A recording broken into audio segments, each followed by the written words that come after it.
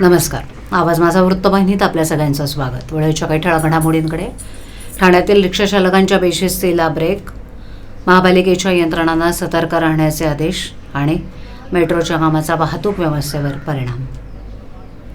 शहरात प्रवासी वाहतूक करणाऱ्या बेशिस्तपणे रिक्षा चालकांविरोधात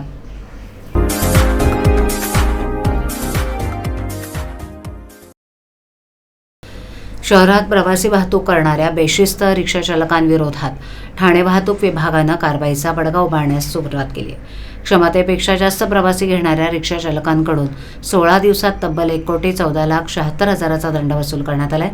दरम्यान 7,252 रिक्षाचालकांवर दंडात्मक कारवाई करण्यात आल्यानं वाहतूक विभागानं ठाण्यातील रिक्षाचालकांच्या बेशिस्तीला ब्रेक लावलाय. बॅच नाही, योग्य गणवेश नाही, जवळचं भाडं नाकारणं, प्रवाशांशी उद्धट वागणं, वाहतुकीचे नियम न पाळणं अशा विविध कारनाम्यानं ठाणे वाहतूक विभाग हद्दीतील रिक्षाचालक प्रसिद्ध आहेत. रिक्षाचालकांविरोधात नागरिकांच्या तक्रारी सातत्यानं येत होत्या. त्यानुसार ठाणे वाहतूक विभागानं शहरातील बेशिस्त आणि मुजोर रिक्षाचालकांना वठणीवर आणण्यासाठी विशेष मोहीम सुरू केली आहे. सकाळी 9 ते 11 आणि संध्याकाळी 5 ते 8 या वेळेत रिक्षाचालकांची झाडाझडती घेण्यात येते. त्यामध्ये क्षमतेपेक्षा जास्त प्रवासी घेणाऱ्यांची संख्या जास्त असल्यानं अशा रिक्षाचालकांवर कारवाईचा बडगा उगारण्यात आलाय.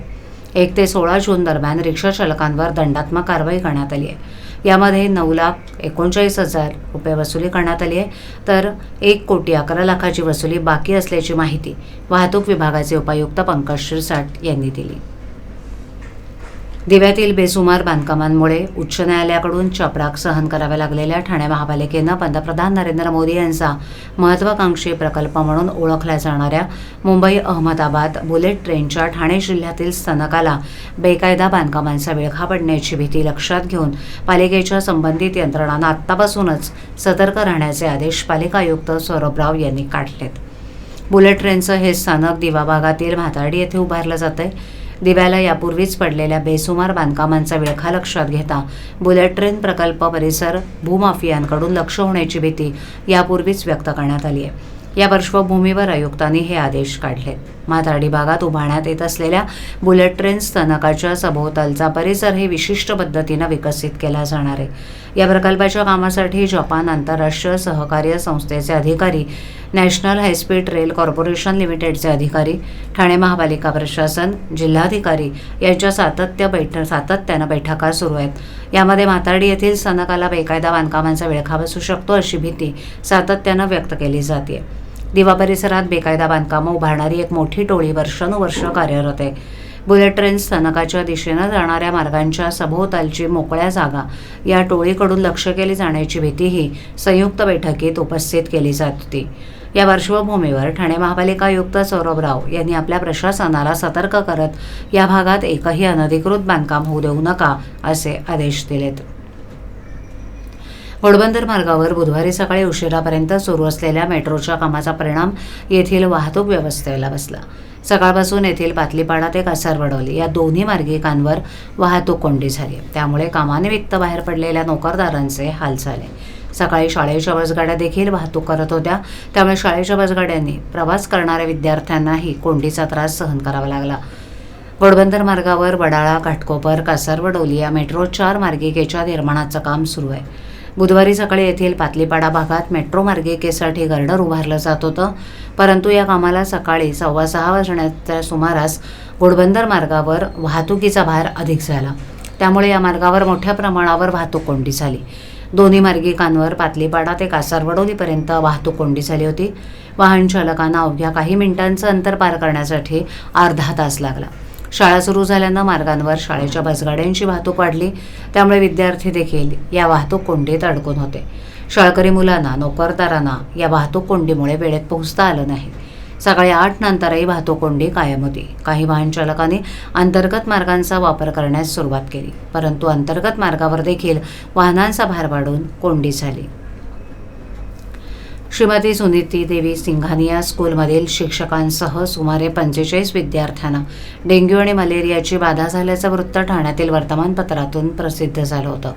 सिंघानिया शाळेच्या व्यवस्थापनानं या वृत्ताचा इन्कार केला असून शाळेतील सर्व मुलं आणि शिक्षक सुरक्षित असून त्यांना कुठल्याही रोगाची किंवा आजाराची बाधा झाली नसल्याचं सिंघानिया स्कूलच्या शिक्षण संचालिका रेवती श्रीनिवासन यांनी स्पष्ट केलं. या संदर्भात रेवती श्रीनिवासन म्हणाल्या की विद्यार्थी आणि शिक्षक यांच्या सुरक्षिततेच्या दृष्टीनं शाळेनं सर्व प्रकारच्या उपाययोजना केल्यात. ठाणे महापालिकेच्या आरोग्य विभागानं संपूर्ण शाळेची तपासणी केली. त्यात त्यांना डासाच्या उत्पत्ती किंवा पैदाशीच्या जागा सापडल्या नाहीत. तरीसुद्धा खबरदारी म्हणून शाळेत सर्वत्र मच्छर मारणारी धूर फवारणी करण्यात आली आहे. वर्गाच्या खिडक्यांना डास प्रतिबंधक जाळ्या लावण्यात आल्यात. शिवाय विद्यार्थ्यांना ऑफलाईन आणि ऑनलाईन शिक्षणाची सुविधा उपलब्ध करून देण्यात आली आहे. मैं डॉक्टर रेवती श्रीनिवासन हूँ, डायरेक्टर ऑफ सिंघानिया स्कूल्स. मैं यही कहना चाहती हूँ सुनीति देवी सिंघानिया स्कूल के बारे में कि ये हमारे लिए नया स्कूल नहीं है. हम 50 साल से ऊपर स्कूल्स चलाते हैं और हमारा सबसे पहला कर्तव्य है कि हम अपने बच्चों के पास रहे और बच्चों के लिए सब सुविधाएं दें. हमारा यही रहा है कि give the best education possible end be better than the best any time. ऐसा वाला माहौल है हमारे स्कूल में. और मैं ये बोल रही हूँ कि जहाँ इन्होंने बोला है कि इतने सारे कोविड केसेस हैं और सॉरी डेंगू केसेस हैं, हमको मालूम नहीं है कितने केसेस हैं, हमको कुछ नहीं मालूम. टीएमसी को ने ड्यू डिलिजेंस किया है और उन्होंने सब कुछ देख के गए हैं. उनका भी जो भी सजेशन बोला है हमने फॉलो किया है. एक ही सजेशन बोला था कि जब भी पानी आता है तो मतलब उसको भगा दे. I think that's all. और कोई कनेक्शन और कोई नहीं है. एजुकेशन ऑफिसर ने आया है, उन्होंने एकदम बढ़िया रिपोर्ट दे के गए हैं और सारा पेपर्स. हम कोई अंडर कंस्ट्रक्शन बिल्डिंग को ऑक्यूपाई नहीं कर रहे हैं. इनफैक्ट हमने ऑनलाइन एंड ऑफलाइन मोड दोनों ऑफ़र किया है. बच्चा स्कूल आना चाहता है तो कर सकता है, साइमल्टेनियसली ऑनलाइन भी हो रहा है. तो I think we have done the best. उस मतलब हमने सब कुछ दिया है. पेरेंट्स को सब एक्सप्लेन भी किया है. जो पेरेंट्स मिलना चाहते हैं, हमारे वहाँ के प्रिंसिपल सब पेरेंट्स से मिले भी हैं. दरम्यान ठाणे महापालिकेचे आरोग्य अधिकाऱ्यांनीही सिंघानिया शाळेतील परिस्थिती नियंत्रणाखाली असल्याचं स्पष्ट केलं. आरोग्य विभागानं संपूर्ण शाळेची तपासणी केली. त्यात डास उत्पत्तीच्या जागा मिळाल्या नाहीत, पण तरीसुद्धा पाणी साठून राहील. इतर अनावश्यक कचरा हटवण्यासाठी शाळा व्यवस्थापनाला सांगण्यात आले. मागील 1-2 दिवसापासून सिंघानिया शाळेबद्दलच्या तक्रारी आमच्याकडे प्राप्त होत होत्या. पालकांकडूनही मेल उपलब्ध झालेले आहेत आणि त्यानुसार आम्ही काल सकाळीच ठाणे महानगरपालिकेच्या आरोग्य विभागामार्फत फायलेरिया डिपार्टमेंटची टीम सकाळपासूनच शाळेच्या परिसराचा पूर्ण सखोल अभ्यास करण्यासाठी पाठवली होती. मी स्वतः ठाण्यामधून आरोग्य विभागामार्फत आपल्या शाळेच्या प्रिन्सिपलशी देखील भेट घेतलेली आहे. तिकडच्या पूर्ण परिस्थितीचा अभ्यास केलेला आहे. ठाण्यातल्या ह्या शाळेमध्ये जिकडे जिकडे अळी साठण्याचं प्रमाण होऊ शकतं, म्हणजे डासांच्या ज्या अळी असतात त्या जिकडे जमा होऊ शकतात, असे जे स्पॉट्स आहेत ते स्पॉट्स आपण तिकडे आयडेंटिफाय केलेले आहेत. जरी तिकडे अळी आपल्याला मिळालेल्या नसल्या तरी स्पॉट्स बऱ्यापैकी होते. ते स्पॉट्स सगळे नष्ट करण्यात आले. आता ते कुठले स्पॉट्स असतात तर बाबा कुंड्या असतात किंवा तुटलेले फाटलेले टायर असतात किंवा जुन्या फर्निचर असतं. ह्या सगळ्या गोष्टी तिथून हलवण्यात आलेल्या आहेत, जिकडे पाणी साठून डासांची उत्पत्ती होईल आणि जेणेकरून रोगाचा प्रादुर्भाव होईल. ह्या सगळ्या गोष्टी अवॉइड करण्यासाठी ठाणे महानगरपालिकेची एक संपूर्ण 20 ते 22 जणांची टीम कार्यरत होती. त्यांनी तिकडे स्प्रेइंग पण केलेलं आहे. काल संध्याकाळी तिकडे मोठ्या प्रमाणामध्ये फॉगिंग करण्यात आलेलं आहे. ठाणे महापालिकेच्या वतीनं गेली अनेक वर्ष आयोजित करण्यात येत असलेली ठाणे महापौर मॅरेथॉन स्पर्धा करोना काळात बंद पडली. गेल्या 6 वर्षांपासून बंद असलेली ही स्पर्धा यंदाच्या वर्षी घेण्यासाठी प्रशासनानं पावलं उचलली असून येत्या ऑगस्ट महिन्यात ही स्पर्धा घेण्याचं नियोजन प्रशासनाकडून आखलं जात आहे. पालिकेत प्रशासकीय राजवट लागू असल्यानं स्पर्धेच्या नावात बदल करण्यात येणार असून ठाणे महापौर वर्षा मॅरेथॉनऐवजी ठाणे महापालिका वर्षा मॅरेथॉन असं स्पर्धेला नाव दिलं जाणार असल्याची माहिती सूत्रांनी दिली. ठाणे महापालिकेच्या वतीनं दरवर्षी पावसाळ्यात मॅरेथॉन स्पर्धा घेण्यात येते. ठाणे महापौर वर्षा मॅरेथॉन असं स्पर्धेचं नाव असतं. महापौरांच्या अध्यक्षतेखाली ही स्पर्धा घेण्यात येते. ठाणे महानगरपालिका आणि ठाणे जिल्हा ॲथलेटिक्स असोसिएशन यांच्या संयुक्त विद्यमानं ही राज्य पातळीवर स्पर्धा घेण्यात येते. त्यात राज्याच्या विविध जिल्ह्यातून 15,000 ते 20,000 धावपटू सहभागी होतात. देश आणि जागतिक पातळीवर धावपटू निर्माण करणं या उद्देशातून ही स्पर्धा घेण्यात येते. या स्पर्धेत शहरातील विद्यार्थ्यांपासून ते ज्येष्ठांपर्यंत असे सर्वजण मोठ्या संख्येनं सहभागी होतात. 21 ते 5 किलोमीटर अंतरापर्यंतची ही स्पर्धा असते. या स्पर्धेच्या माध्यमातून विविध सामाजिक संदेश दिले जातात. या स्पर्धेची धावपटू आतुरतेने वाट पाहत असतात. मात्र करोना संसर्गामुळे या स्पर्धा रद्द करण्यात आली. करोना काळानंतर जनजीवन पूर्वपदावर आलं. त्यानंतर पालिकेची पंचवार्षिक मुदत संपुष्टात आली आणि पालिकेत प्रशासकीय राजवट लागू झाली. त्यामुळे गेल्या 6 वर्षांपासून ही स्पर्धा होऊ शकली नाही. दरम्यान यंदाच्या वर्षापासून ही स्पर्धा पुन्हा घेण्यासाठी पालिकेच्या क्रीडा विभागानं पावलं उचलली आहेत. येत्या ऑगस्ट महिन्यात ही स्पर्धा घेण्याचं नियोजन क्रीडा विभागाकडून आखलं जात आहे.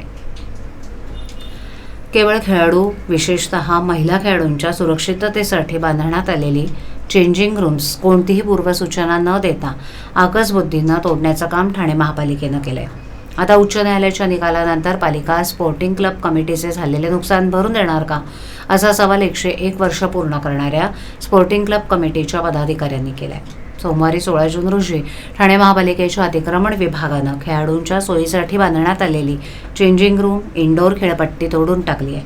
वास्तविक पाहता अनधिकृत बांधकामं तोडताना 2 दिवसांची नोटीस दिली जाते, पण कुठलीही नोटीस न देता ही तोडक कारवाई केल्याचा आरोप स्पोर्टिंगचे सचिव दिलीप धुमाळ यांनी केले. दिलीप धुमाळ म्हणाले की स्पोर्टिंगनं बांधलेल्या चेंजिंग रूम्स आणि इतर गोष्टींसाठी पालिकेनं 12 सप्टेंबर 2022 रोजी नोटीस पाठवली होती, पण त्यानंतर त्यांनी कसलीही कारवाई केली नाही. पण एका न्यायालयीन प्रकरणात 17 जून रोजी अंतिम सुनावणी आणि निकाल अपेक्षित असल्याचं सांगून 1 दिवस कारवाई पुढे ढकलण्याची विनंती करून सुद्धा हे बांधकाम 16 जून रोजी तोडण्यात आलं.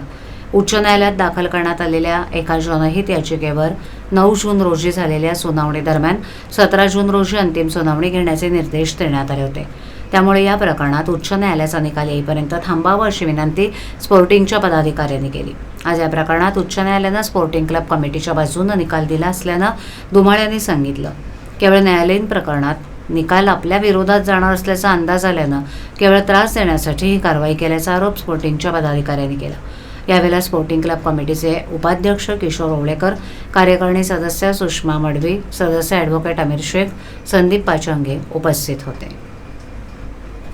आवाज माझावरील एखादी बातमी पाहिजे नोंद केली असल्यास यूट्यूबवर ती तुम्ही पाहू शकता. तर मग नक्की सबस्क्राईब करा आवाज माझा. आजच्या ठळक घडामोडी शेवटी पुन्हा एकदा. ठाण्यातील रिक्षा चालकांच्या बेशिस्तीला ब्रेक, महापालिकेच्या यंत्रणांना सतर्क राहण्याचे आदेश आणि मेट्रोच्या कामाचा वाहतूक व्यवस्थेवर परिणाम. शहरात प्रवासी वाहतूक करणाऱ्या बेशिस्तपणे रिक्षा चालकांविरोधात आपल्या विभागातील काही सूचना अथवा समस्या असल्यास आमच्यापर्यंत जरूर पोहोचवा. आम्ही तुमचा आवाज नागरिकांपर्यंत नक्की पोहोचवू. आम्हाला संपर्क करण्यासाठी आमचा पत्ता आवाज माझा 103 साईल 1 आदर्श नगर, कोलपाट रोड, ठाणे पश्चिम. आमचा दूरध्वनी क्रमांक 7666214141. आमचा ईमेल ID awazmaza.tvnews@gmail.com. तर पुन्हा भेटू याच वेळी याच ठिकाणी काही नवीन घडामोडींसह आवाज माझा वृत्तवाहिनी. तोपर्यंत नमस्कार.